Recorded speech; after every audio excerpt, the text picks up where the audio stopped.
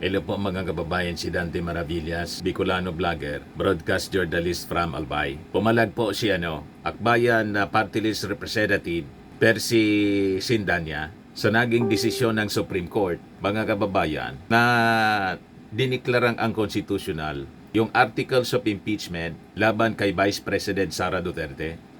Sabi ni Cendan, the dismissal of the impeachment sets a dangerous precedent. Si Cendan ang isa sa nauna na nag-endorse ng articles of impeachment, mga kababayan, laban kay Sara Duterte.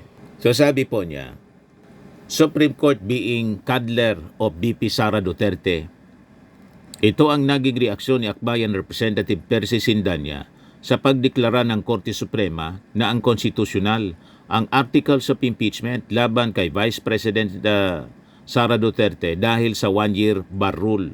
Lahat ng tiwaling politiko pwedeng magtago sa likod ng Supreme Court at takasan ang pananagutan sa sambayanan, sabi po ni Cendan. Ayan po, pakinggan natin itong statement ni Akbayan Representative Perci Cendan as published by courtesy of Akbayan ito. Published by Manila Bulletin. Minabuti nating mag-file ng motion for intervention dahil malapit nang magsimula ang session ng 20th Congress. Naniniwala tayong sa Senado ang tamang venue para litisin ang impeachment complaint laban kay VP Sara, hindi sa Supreme Court. Kung dininig ng mataas na korte ang petisyon ng VP, dapat mas din ginila ang sambayanan. The Vice President's petition is legally unsound. Ang reklamo nila, na-violate raw ang one-year ban on initiating impeachment complaints. 4 ang impeachment complaints na na-file, pero isa lang doon ang initiated. Inuulit ko, isa lang doon ang initiated. At yon ang verified complaint na ipinasa ng more than 1/3 ng House members. The first 3 impeachment complaints were not referred to the Committee on Justice. Thus, they do not qualify as initiated complaints. Only the 4th complaint qualifies as such. Therefore, lahat ng ginawa ng House ay ayon sa rules of impeachment na nakabatay sa saligang batas. Sa dulo, sa gitna ng lahat ng nangyayaring ito at mga naririnig natin kung saan nababahala talaga tayo, ang tanong lang naman ng taong bayan ay, will the Supreme Court uphold the Constitution and its doctrines? Or will it save Sara and other government officials who abuse power? Nagbabantay ang taong bayan. Ipa-review din ninyo kung there is an abuse of power na ginawa yung Supreme Court, kasi yung mga justices ng Supreme Court impeachable officials din sila. So pwede, mga kababayan, na mag-initiate ng impeachment. Ayaw nilang ma-impeach si Sara, impeach ninyo yung mga justices. Di ba? Mga justices na umabuso, unanimous, di lahat sila. Mga kababayan, mag-initiate na kayo ng impeachment laban sa mga Supreme Court justices, lalo yung mga kaalyado ni Digong, mga appointee po ni Digong. This is a very bad precedent, mga kababayan, talaga. Tama si Perci Cendan. Ma-embolden yung mga tulad ni Sara Duterte. Tuwang-tuwa po si Sara, pati yung mga kaalyado niya sa Senado. Ayan reaksyon ni Mig Subiri. That's it, pansit. Malinaw, mga kababayan, na natuwa si Mig Subiri. That's it, pansit, yung naging reaction niya. Sigurado patungkol ito sa naging desisyon ng Supreme Court. Nagdiriwang sila, mga kababayan. Yan VP Sara Camp welcomes junk impeachment bid. Tuwang-tuwa, mga kababayan, yung kampo ni Sara. In a statement, Duterte's legal team said the Supreme Court decision backs what they had been saying the entire time. The decision of the Honorable Court affirms that we had maintained from the outset that the 4th impeachment complaint is constitutionally infirm. The defense said the Supreme Court ruling not only vindicates Vice President Sara Duterte but also reinforces the legal boundaries set by the Constitution to prevent political harassment.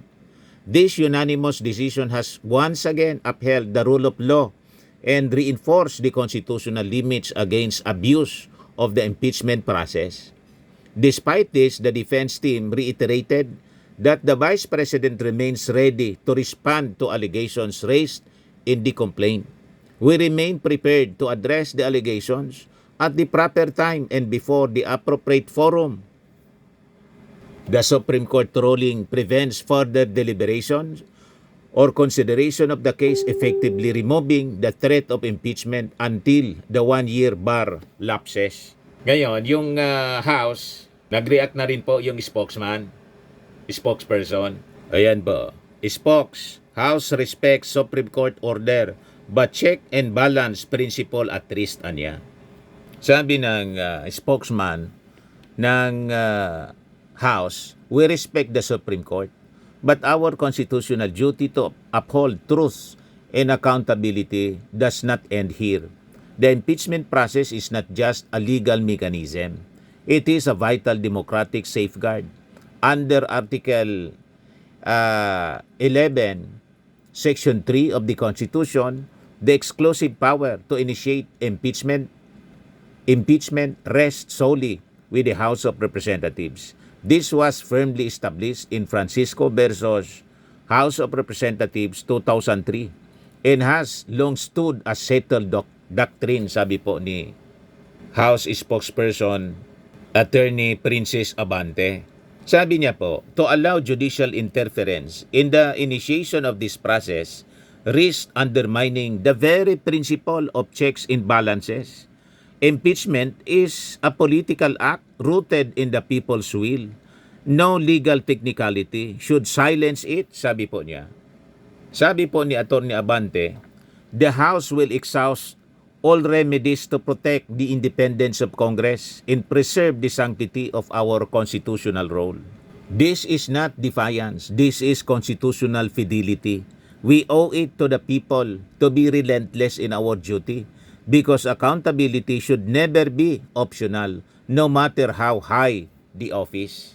So tama yung sinabi natin, hindi basta susukuan ito ng Congress. I-exhaust nila yung mga legal remedies, mga kababayan, available sa kanila para i-contest itong naging desisyon ng Supreme Court declaring the articles of impeachment unconstitutional. Ito na nga, si Akbayan Party List Representative Perci Sindanya filed a motion to intervene and ask the Supreme Court to dismiss the petition challenging the constitutionality of the impeachment complaint filed by the lower chamber against Sara Duterte. Yan po. Ngayon, yung Senate Impeachment Court spokesman, nagpalabas na rin ng statement. Yan po. Sabi dyan, Supreme Court ruling on BP Duterte impeachment articles, July 25, 2025. We acknowledge the Supreme Court's decision declaring the articles of impeachment against Vice President Sara Duterte as unconstitutional. The Senate, sitting as an impeachment court, has always acted in deference to the Constitution and the rule of law as co-equal branch of government, were duty-bound to respect the finality of rulings issued by the High Court. The decision affirms the careful and deliberate posture taken by the impeachment court that constitutional issues surrounding the articles required clarity before trial proceedings could commence. The court's ruling validates the prudence and the restraint exercised by the Senate majority in recognizing those legal uncertainties from the outset. We now await the formal transmittal of the Supreme Court's decision and any related guidance that may affect the impeachment court's jurisdiction moving forward. The Senate remains committed to upholding the constitutional order, ensuring due process, and protecting the integrity of our democratic institution. Yan po. From Attorney Reggie Tongol, spokesperson, Senate Impeachment Court. O ito yung pahayag ng spokesperson ng Supreme Court sa pag-declare kanina. Ilabas kanina yung desisyon. Unconstitutional yung articles of impeachment laban kay Sara Duterte. Against Vice President Duterte. The first three were filed before the House by private individuals and different groups on December 2, 4, and 19 in 2024.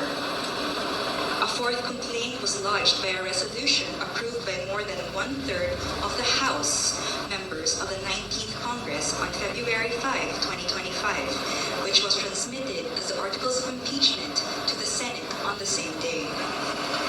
This was followed by two petitions filed before the Supreme Court challenging its constitutionality.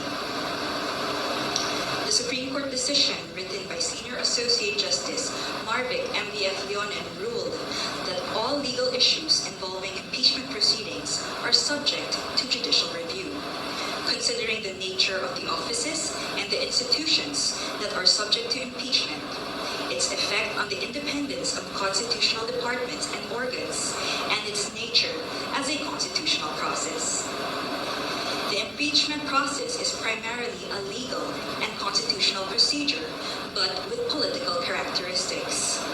It may be sui generis, but it is not a purely political proceeding. This means that the Bill of Rights, especially the Due Process Clause and the right to speedy disposition of cases, applies to the entire impeachment process, it said. Although the court does not determine whether an impeachable officer may be removed or disqualified from political office, it emphasized that it has a duty to construe the process mandated in the Constitution. In declaring that the articles of impeachment were barred by the one-year rule, the decision differentiated the first three complaints from the fourth complaint. The first three, it said, were filed under Article 11, Section 3, Paragraph 2 of the Constitution, which allows any citizen to file a verified complaint with an endorsement by any House member. The fourth one was through Article 11, Section 3, Paragraph 4 of the Constitution, through a verified complaint or resolution filed by at least one-third of the House members. The court took note that the House and the 19th Congress did not act on the first three endorsed complaints, which were considered terminated or dismissed upon adjournment of the House. The three impeachment complaints were archived and therefore deemed terminated or dismissed on February 5, 2025. Therefore, no new impeachment complaint, if any, may be commenced earlier than February 6, 2026, the Supreme Court held. Under Article 11, Section 3, Paragraph 5 of the Constitution, no impeachment proceedings shall be initiated against the same official more than once within a period of 1 year.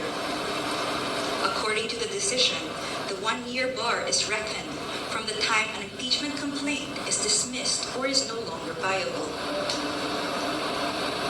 A key issue in the petitions is whether the House complied with the 10-session day requirement under the Constitution for including a verified impeachment complaint in the order of business of the House. The court ruled that the House was able to comply with the requirement by putting the three endorsed impeachment complaints in the order of business of the House of Representatives, since a session day is not equivalent to a calendar day. It is a period that starts from a call to order until the session is adjourned, regardless of the passage of time.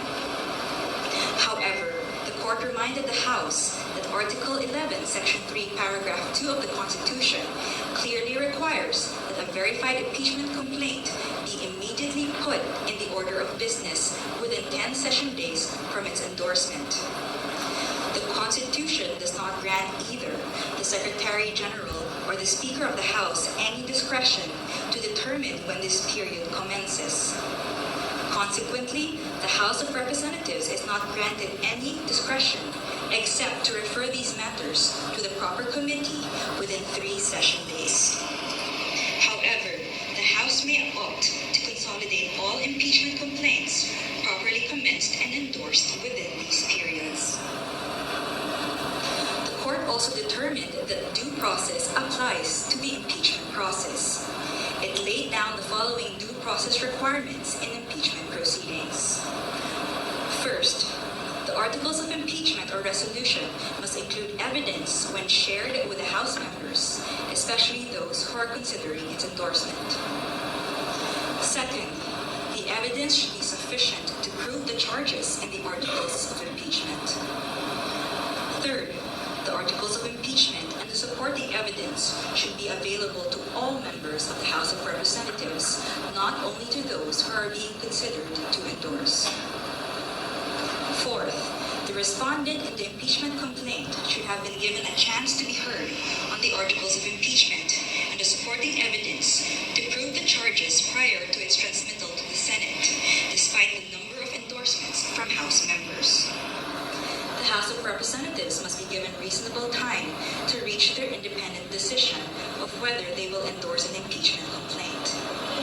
The court, however, has the power to review whether this period is sufficient, but petitioner, who invokes the court's power to review, should prove that officials failed to perform their duties properly.